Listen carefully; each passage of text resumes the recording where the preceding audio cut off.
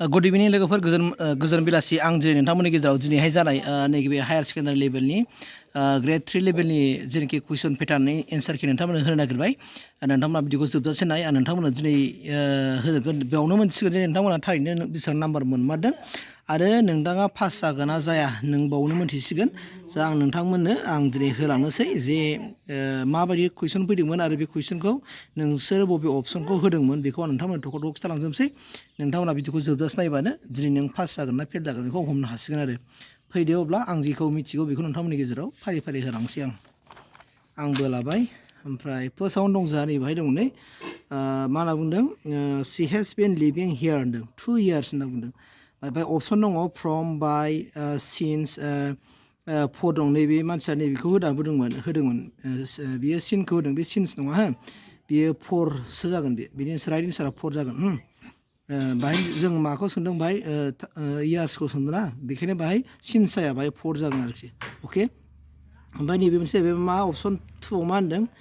U होनना बावदों U लाफिं at the जकार होनना बुंदों दा बेयो बबे जागोन बावहाय हेभ दङ वास दङ इस दङ वेर दङ नैबे बिथाङा बेखौ हेभखौ होदोंमोन बे न' बे जाया बाहाय नैबेसो जागोन वेरासो जागोन अके बेनि राइट एन्सारा वेरा जागोन ओमफ्राय नैबे 3 नाम्बार दङ हि डिड फ्रम 1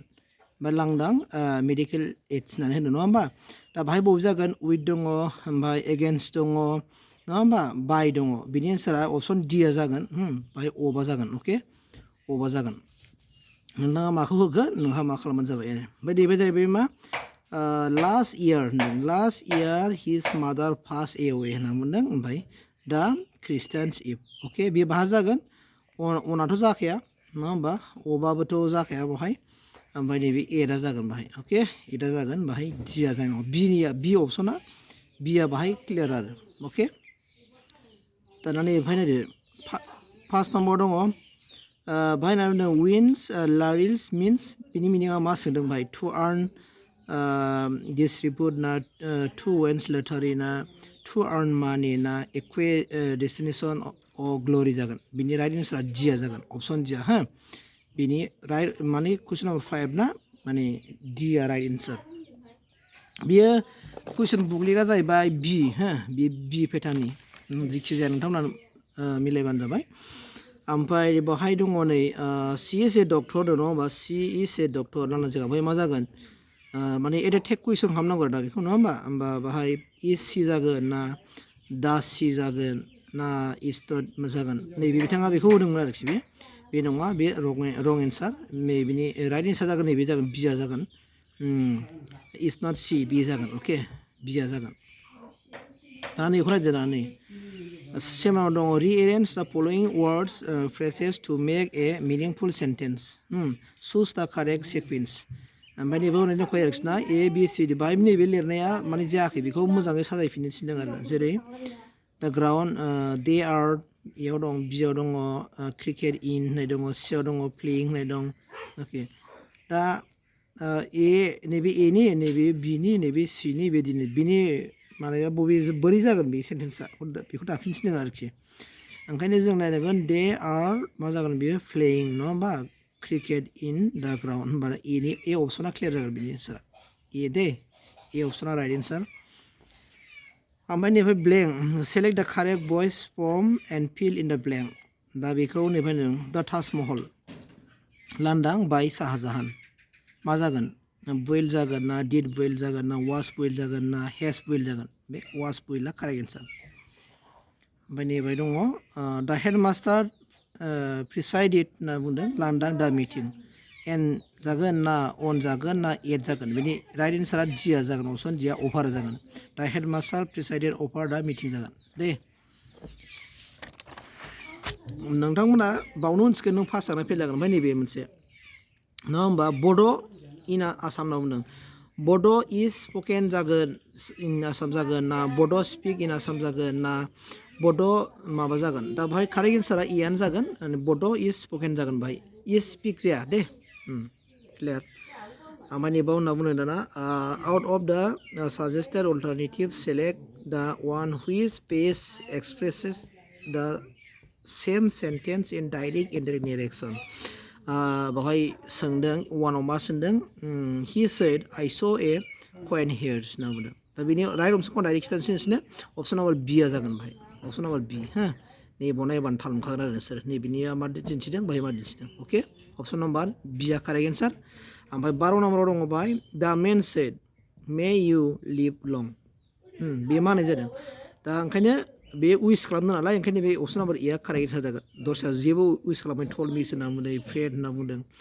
अल कारेक्ट होनना बुंदों बे जायाखै अपसन नाम्बार एआ बेना कारेक्ट एन्सार जागोन आरो दा man wish that I might live long अके बेनि एन्सारा बे जागोन आरो दाना नैबाय pick the right meaning of the following items and फ्रेसेसआवहाय बिनि नैबेखौ सोंदों लं फरनि मिनिङा मा जागोन लं फरनि मिनिङा बिथाङा नैबेखौ होदोंमोन खोमा फारखौ होदोंमोन बे फार नङा नैबे डिजायरा जागोन बिनि मिनिङा डिजायर अके अपसन नाम्बार एआ कारेक्ट एन्सार ओमफ्राय किप एट बे होनना बुंदों किप at bay keep at bay नैबे बिथाङा किप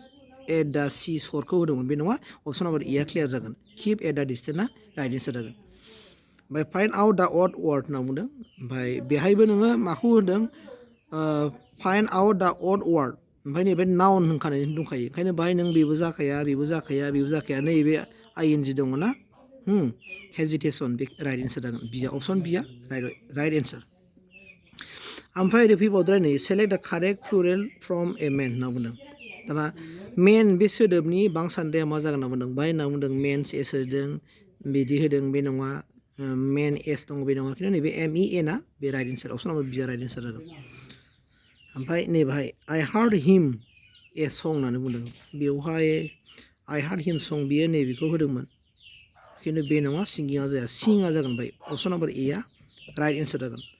नोंथाङा जुदि बेखौ होदोंबा नों मोनबाय आरो नाम्बारखौ ओमफ्राय fill in the blank as given in bracket my uncle is still in होननानै बुंदों हस्पिटेल मा जागोन बाहाय बेखौ सोंदों बिथाङा नैखौ बाहाय मा होनना बुंदों आर्टिकेल होनदों आर्टिकेल चुज दा कारेक्ट आर्टिकेल नोंथांमोनाथ'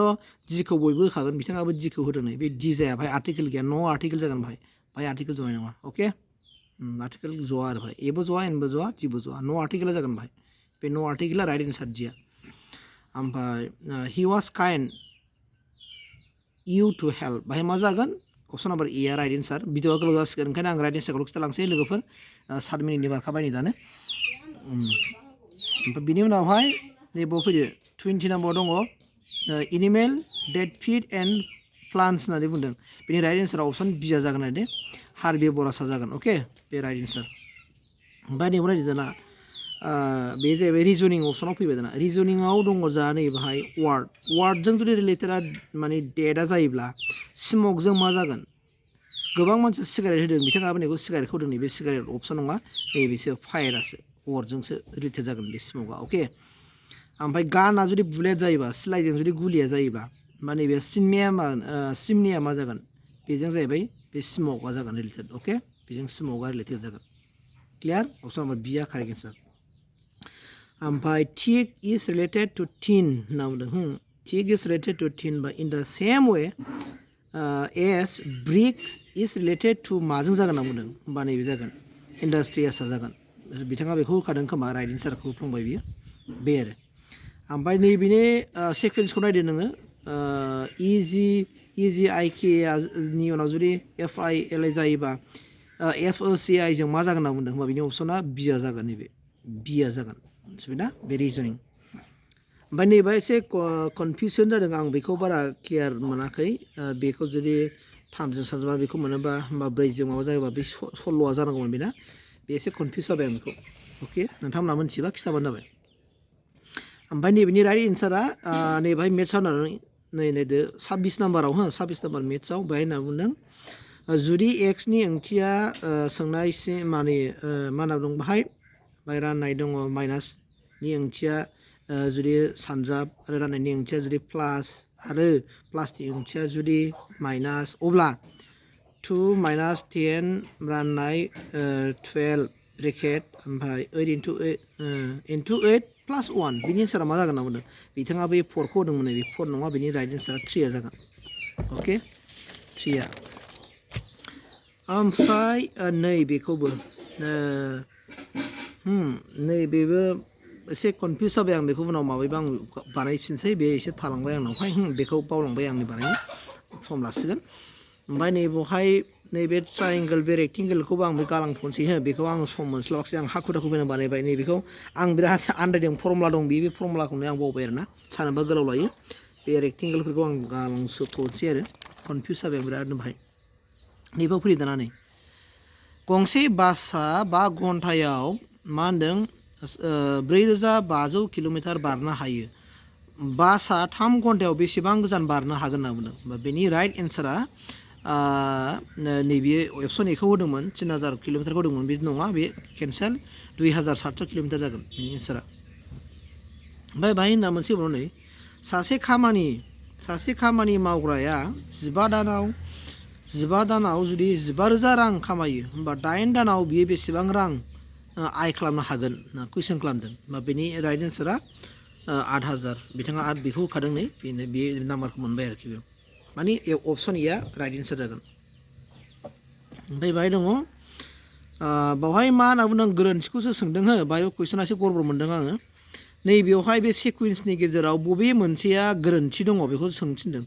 खिथानो थिनदों दा गोरोन्थिया बियो नैबे 5खौ होदोंमोन 5 नङा नैबेसो नैबेयो गोरोन्थि जाना दङ आरोखि 550 आंनि मोननायाव आरोखि गुबुना मा मोनदों आं मिथिया ओमफ्राय 37नाबो अपसन माबाया जागोन बेनियाव गोरोन्थिया सिया जागोन 85आ दै अपसन सिया कारेक्ट एन्सार जागोन ओमफ्राय 38नि कुइसना ओमफ्राय बेनाबो जाहैबाय मा नैबे सिकुवेन्सनि बेलायावहाय बिथाङा 127खौ होदोंमोन बे नङा डिआ राइट एन्सार जागोन बेना 27आ इनकारेक्ट जाना दं ओमफ्राय नैबे मोनसे कनफिउस जादों बाहाय आङो बेवहाय नैबे 23 होदों सिया माने बेनो कारेक्ट एन्सारखामोन माने 22 जानांगौमोन बाहाय आंनि बायदिब्ला बाहाय 23 होदों थेवब्ला बिथाङा 23खौ हरखादों जायोबा बेखौ मोनसिगोन आरो बेयो बे 22 जानांगौमोन अपसना बाहाय 23 होदों आरोखि ओमफ्राय नैबावहाय आरो बाहाय मा होदों गंसे गारिया 3 घन्टायाव 420 किल'मिटार खारनो हायो गारिनि खारथाया जादों सोंदों होमबा बेसेबां स्पिडाव खारदों बेयो खारथायखौ सोंदों होमबा बाहाय नै बे राइट एन्सार जाहैबाय मा डि अपसन डिआ जागोन 140 किल'मिटार/आवाराव जागोन बे अके ओमफ्राय नै बाहाय सोंबाय जुदि a star b is equal to a+5 माने होल स्क्वायर ओमफ्राय ब्रेकेट b - 7 जायो अब्ला 9 माने स्टार 8नि माना मा होमबा अपसन नाम्बार डिआ कारेक्ट एन्सार 196 बियो 80फोरखौ होदोंमोन खोमा नै बे नङा अपसन नाम्बार डिआ गोलाव जाबाय भिडिअआ खेबसेनो लांजोबसै आङो ओमफ्राय नैबाय नायबाय नोंसोरो 42आवहाय जुदि माबा जायोबा रुट अभार 2n = 512 अब्ला n नि माना मा सोंदों होमबा बेनि राइट एन्सारा बिथाङा बेखौनो सिखौनो होखादों नै होमबा बेयो बाहाय मोनखाबाय बेयो नैबे 18आनो राइट एन्सार अके बाहाय फिल इन दा ब्लेंक नामनो लानाय जायगाखौ आबुं खालाम लानाय जायगाखौ आबुं खालाम 3889 दाजाब 12.952 माइनास लानाय जायगा थालांबाय 3854002 अब्ला बेनि एन्सारा मा जागोन होनना बुंदों बिथाङा बेखौ होदोंमोन बे नङा राइट एन्सार option number D fill in दा ब्लेंकआवनो फैबावबाय लानाय जायगाखौ सुबुं थिनदों बाहाय नै 123.3 राननाय 6.5 राननाय 3.5 सानजाब 2.71 जिखुनु बाहाय मा जागोन सोंदों बेबो राइट एन्सारखौ होफ्लांखादों नै बिथाङा 14.57 अपसन नाम्बार सिया कारेक्ट एन्सार ओमफ्राय नैबेखौ कनफिउस आं हानायखौल' खालामखादों दै आं माने कनफिउस मोनदों थेवब्लाबो बिनि राइट एन्सारा बिथाङा नैबे डिखौ होदोंमोन खोमा डिआ नङा बिनि अपसना सिया जागोन अपसन नाम्बार सिया 4आ राइट एन्सार जागोन अके 4आ राइट एन्सार दा नैबेखौ नायदो नोङो बेखौबो नायदो नों कुइसनखौ नायखाबाय नै 7.951 राननाय 346.5 राननाय सानजाब 248.92 दाजाब 3.956 बिनि राइट एन्सारा मा जागोन बिनि राइट एन्सारा बिया जागोन दे 9.668 थारमाने बे एसे कनफिउस जादों दै एन्सारा नै बिदिसो ओंखारनांगौमोन आं लेखाना दोनखादों 9.665 जानांगौमोन आरोखि अब्लाबो जाय बिथां बिखौ होदों बिथांमोनानो राइट एन्सार लासिगोन खोमा बिथांमोना दाना नैबाव फैदो 47आव फैदो दाना गंसे खादायाव 960 आपेल दं बेनिनो 768 आपेलखौ मावरिया गथ'फोरनो रानना होबाय खादायाव थानाय आपेलनि जौखोन्दोखौ दिहुन पार्सेन्टेजखौ दिहुन थिनदों होमबा बिदि पार्सेन्ट बिथाङा नैखौ होदों 30% होदों बे नङा 20% जागोन अके बे एसे थांखायोबा 20% आरो ओमफ्राय नैबाव फैदो गंसे नोगोरनि 75% सानखोआ गोरों लेखा गोरों थारमाने जुदि नोगोरनि गासै सुबुं सानखोआ 8904 जायो होनदों अब्ला रोङै मानसिफोरनि अनजिमाया बेसेबां सोंदों बाहाय होमबा बिनि एन्सारा कारेक्ट एन्सार नैबेनि अपसन नाम्बार बि 2226 आरो ओमफ्राय नैबाहाय फैदोलाय 49आवहाय मोनसे अनजिमानि 30% माना 120 होमबा 15% नैजिनि बांसिन अनजिमाखौ दिहुन थिनदों बेनि एन्सारा बिथाङा नैखौ होदोंमोन 140 होदोंमोन बे नङा बिनि राइट एन्सार अपसन नाम्बार ए आ माने 150 बे आरो ओमफ्राय नैबाव फैदोलाय नोङो बे अभिनव भार्गव आरो टनिनि सानफ्रोमबोनि मजुरिनि गरा जादों 440 रां जुदि भार्गवआ अभिनवनिख्रुइ 2 गुन आरो टनिया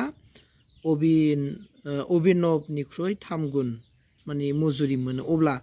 टनिनि सानफ्रोमबोनि मजुरिया बेसेबां बेखौ गोलाव साननांगौ नालाय ओंखायनो आं नोंसोरनो नै बिथाङा नैखौ होदोंमोन बे नङा 600आ नङा अपसन नाम्बार डि आ 660 आ राइट एन्सार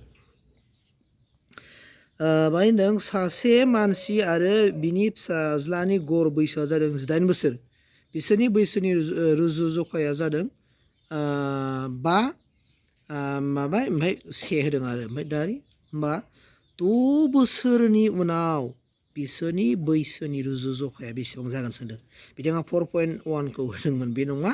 बे राइट एन्सार जाबाय 3.1 जागोन अपसन नाम्बार बि राइट जागोन बाहाय सोंदों बेनिफ्राय बिथाङा सोंदों बोसोराव 6% हारै 900 रांनि गोरलै सुद बेसेबां साननि उनाव 5% हारै 4 बोसोरनि थाखाय 540 रांनि गोरलै सुदजों समान जागोन होनना बुंदों बिनि राइट एन्सार जाहैबाय 4 इयार्सजों जागोन बियो 4 बोसोरजों बे कारेक्ट एन्सारखौ नों खालामखादों बिथाङा बे अपसन नाम्बार सि आ राइट एन्सार ओमफ्राय हाखु दाखु बानायबाय आङो ओमफ्राय एसे सम लादों माबायाव बेयाव नोंनो गोरलै सुद बेसेबां अनजिमानि गाहाय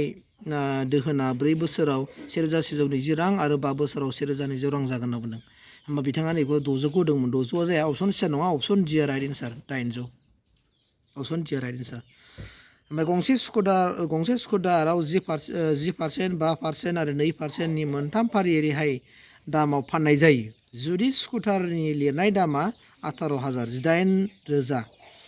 रां जायो अब्ला बेनि गड़ फाननाय बेसेनखौ दिहुन थिनदों होमबा गड़ फाननाय बेसेन दिहुना बिथाङा एखौ होदोंमोन 15,480 होदोंमोन बे नङा राइट एन्सार जागोन 15,000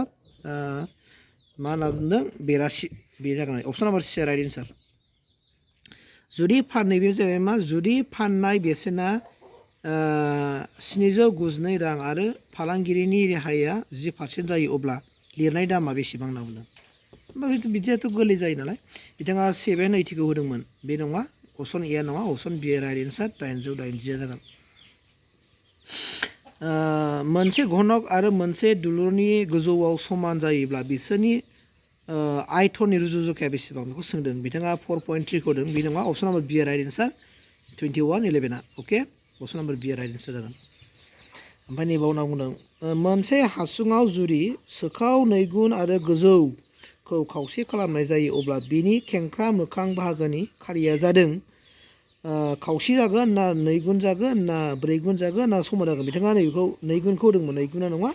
नैबे अपसन नाम्बार सि राइट एन्सार समाना जागोन मेथ्सआनो बांसिन फैदों बावहाय दङ ए आरो बि ए आरो बि नो खामानि मोनसेखौ फोजोबनो 8 सान नांगौ आरो गुबुन फारसे बि आरो सि नो 12 सान नांगौ आरोबाव ए बि आरो सि नो 6 सान नांगौ बे खामानिखौ फोजोबनो ए सि नो बेसेबां सान नांगोन बिथाङा डि खौ होदों राइट एन्साराव होफ्लांबाय 8 सान नांगोन कारेक्ट एन्सार अपसन नाम्बार डि बे राइट एन्सार ओमफ्राय दाना बाव फैदो नै मिहिर दिप आरो प्रतीक सानफ्रोमबो खामानिखौ हारसिं मावनो हायो फारि 5, 10 आरो 15 सानाव जुदि बिसोर गासैबो जयै मावनानै फोजोबनो हायो आरो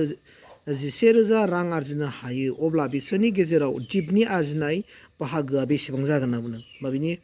बियो बिथाङा नैबे अपसन नाम्बार डिखौ होदोंमोन बे नङा बेयो जाहैबाय मा अपसन नाम्बार एआ राइट एन्सार जागोन बेयो 3,000 जागोन 3,000 राङा जागोन अके ओमफ्राय नैबेयाव मेथ्स दङ ब्रेकेट 9 बा 7 दाजाब 9 3 2 ब्रेकेट स्कुयार माइनास 4 सानजाब 9 बा 7 सानजाब 9 3 2 इजिकेल समासाव मा जागोन होनना बुंदों बिथाङा 372 खौ होदोंमोन एखौ होदोंमोन एआ नङा बे रं एन्सार सिआ अपसन सिआ राइट एन्सार 625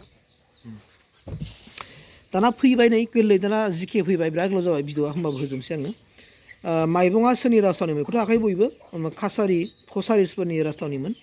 ओमफ्राय जारिमिनारि आसाम गोरोबथाया माला जादोंमोन आसाम सुक्तिया माला जादोंमोन बे 1985 अपसन नाम्बार ए राइट एन्सार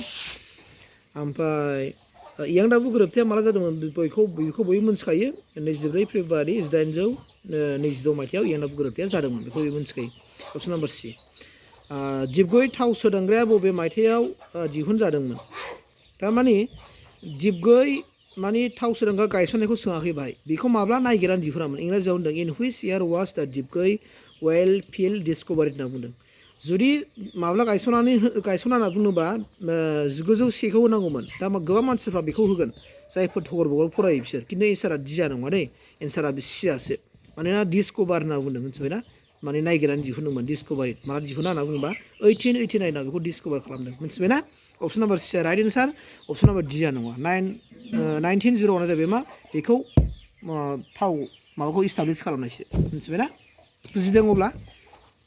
ओंखायनो अपसन नाम्बार सिआसो 1889सो राइट एन्सार जागोन बाहाय मा होनदों 1950 मायथाइयाव आसामाव जानाय बांग्रि मावनायनि गोबारथिया बेसेबां होनना बुंदों बे अपसना एसे भुल दङ बेनि नैबे बिथाङा खादोंमोन 8.7 होनना बुंदों बे 8.7 नङा बे 7आ बे 6 जानांगौमोन हो आं बाव लेखा होनो 8.6 जानांगौ बे 8.6 जानांगौ बिथाङा 8.7 होदों ओंखायनो एआ राइट एन्सार जानांगोन आरो बिथांमोना जुदि रेहाय होयोबा एखौनो होनांगोन नङाबा बे कुइसना भुल जाबाय आरो अपसन नाम्बार एआ जागोन 8.7 जागोन ओमफ्राय भारतनि हाग्रामा मानसि होननानै सोरखौ बुंनाय जायो थारमाने हु इज कल्ड दा फरेस्टमेन अफ इन्डिया इन्डियायावहाय फरेस्टमेन सोरखौ बुङो जों बयबो मोनथियो आसामनि बिथाङा नै जादब पायें अपसन ए बिथाङा कारेक्ट होखादों जादब पायेंखौ फरेस्टमेन होननानै मिथिनाय जायो आरो ओमफ्राय नैबे जाबाय मा सवाल खुसिया मानि थाखाय मुंदांखा जों सि मोनो मा मोनो होनना बुंदों मा सि मोनो बाहाय बेखौ सोंदों स्टिल इन्डास्ट्रि मोनो ना सिल्क इन्डास्ट्रि मोनो ना कटन इन्डास्ट्रि मोनो ना लेदार इन्डास्ट्रि मोनो अपसन नाम्बार बि राइट एन्सार सिल्क इन्डास्ट्रि मोनो बाहाय दाना बाहाय होनना बुंदों व्हेन वाज दा सराइघाट ब्रिज बिल्ड सराइघाट दालांखौ माला लुबामोन होनना बुंदों गोरलै बाथ्रा नैबे 1962 मायथाइयाव अपसन नाम्बार सि बे राइट एन्सार ओमफ्राय बाहाय होनना बुंदों what is the state animal of Assam बेखौथ' बयबो होनखायो आसामनि जोंनि आसाम हादरसानि जुनारा मा माहारियारि रायजोनि जुनारा मा होनना बुङोबा बेनो जाहैबाय नै इण्डियानि माने वान हर्नेड डाइन'सार्स बे आरो बाहाय नों मैदेर नङा मोसौ नङा मैसो दङ आरो अपसन नाम्बार सि राइट एन्सार 7आव दं दाना आसामनि रायजोआरि मेथाइआ मा होनना बुंदों बेखौ बयबो हागोन खोमा गोरलै अपसन नाम्बार ए अमर आपनार देश बेनो आरो ओमफ्राय व्हेन वाज दा गुवाहाटी इउनिभार्सिटि इस्टाब्लिश गुवाहाटी इउनिभार्सिटिखौ माला गायसनना सोंदों गोरलै बयबो नैबेनो अपसन नाम्बार बिया 26 जानुवारि 1948आव गायसननाय जादों बेखौ मिथिबायना गुवाहाटी इउनिभार्सिटिखौ बाहाय होनना बुंदों बर' थुनलाइ आफादा माब्ला गायसनजादोंमोन बर' थुनलाइ आफादा माब्ला गायसनजादोंमोन बर'नि कुइसना एसे भुल जाबाय नामाथाय बर' थुनलाइ आफादा माब्ला गायसनजादोंमोन माब्ला होनना बुंदों होनबाथाय सनसो थानांगौमोन ओमफ्राय इंराजियाव सोंदों व्हेर वाज दा बर' साहित्य सभा फर्म बर' साहित्य सभाखौ बाहा गायसनामोन जायगाखौ सोंनो बाहाय ओमफ्राय बर'ना कुइसना भुल जाबाय बे जाहैबाय बासुगावआव बासुगाव राइट एन्सार अपसन नाम्बार बि नैबेसो कनफिउस खालामबाय आं बेखौ नोंथांमोना बुङोबा हादो which rice production is highest in Assam आसामाव बबे रोखोमनि माइ दिहुनथाया बांसिन होनना बुंदों आसु माइखौथ' गोदो गायोमोन दाथ' गैलाना आइजंआबोथ' दा बारा गायलाना ओमफ्राय माइसालिनि बे जायोबा सालिया जागोन ओमफ्राय बिथाङा जहाखौ होदोंमोन जहा माने जोसाखौ माइखौ होनना बुङो आंनिबा नैबे सालिया जानांगौ बि अपसन बिया कारेक्ट जानांगौ बे नोंथांमोना बुजिबा हरबानो जाबाय हु is the first women finance minister of Assam आसामनि गिबि आइजो रांखान्थि मन्थ्रिया सोर होनना सोंदों अपसन बेना सिया कारेक्ट एन्सार अजन्ता नेउ अजन्ता नेउआ कारेक्ट एन्सार ओमफ्राय बाहाय सोंदों नैबे बिराद कनफिउस बिराद गोनो गोथो खालामबाय माने बेनि कारेक्ट एन्सार गैया बे दासिमबो एट प्रेजेन्ट द नाम्बार अफ इन्डास्ट्रियेल इस्टेट इन आसाम इज माने आथिखालाव आसामाव थानाय उद्दगखौ सोंदों असमनि बिराद बुरजा देखायदों बाहाय ओंखायनो बिदि नङा बेबो जाया जायोबा नैबे एसे जाथावगौ आरोखि बिराद बे क्लियार नङा सियर नङा आरो आं होनखाबाय ओमफ्राय नैबे जाहैबाय मा आसामाव मा नाम दं सफ्टवेयर टेक्न'लजिनि पार्टआ बाहा दं होनना बुंदों बेथ' गुवाहाटियाव बयबो मिथिखायो गुवाहाटियाव दं बे राइट एन्सार बे पाठसालायाव गैया सयगावआव गैया नलबारियाव गैया गुवाहाटियाव दं बिजा कारेक्ट एन्सार ओमफ्राय आसाम रायजो सभानि गासै संसदनि अनजिमाया बेसेबां 7टा बेखौ बयबो मिथिखायो नङा होमबा 7टा ए राइट एन्सार ओमफ्राय which is the state tree of Assam आसामनि रायजोआरि बिफाङा मा होनना सोंदों गोरलै बाथ्रा हलं अपसन नाम्बार सि हलं बे आरो हलं बिफां ओमफ्राय जोबथानोसै हाउ मेनि गाव पन्सायत आर देयार इन आसाम बेबो बिराद गोनांथार जादों आसामनि बायदिबा 2000 नैबे 2197 दङ एस पार नोंथांमोना जुदि सार्च खालामबा नुगोन खिन्थु बावहाय बिथांमोना होदों 2202 होनना बुंदों मिलाया मोनसेबो दा बिथांमोना माखौ होगोन बुंनो हाला आरोखि आंनिबा नैबे जानांगौ अपसन नाम्बार सिया जानांगौ what is the number of plain tribe in आसामाव आसाम हायेननि ओनसोलनि जनजातिफोरनि प्लेन एरियायाव थानायखौ होनना बुंदों जनजातिफोरा बेसेबां होनना बुंदों बिथाङा 11खौ होदों 11 नङा गासै 9था दङ जों बर' राभा टिवा माने 9था दङ आरोखि गासै बे आरो स' बेखिनियावनो जोब्बाय दा नोंथांमोना मोनखाबाय एन्सार किखौ नोंथांमोना मोनखाबाय दा नोंथांमोना बेसेबां नाम्बार मोनखो दिनैनि एग्जाम होनायावहाय बेखौ नोंथांमोना गाव गावनो पास जागोन ना फेल जागोन बेखौ हमदांनो हाखाबाय आरोखि दा काट अफआ बेसेबां फैयो बिसोर गासै 80 नाम्बारनि जादोंमोन 80 नाम्बाराव नोंथांमोना बेसेबां मोनखो कमेन्ट खालामबानो जाबाय आरोखि थेंक इउ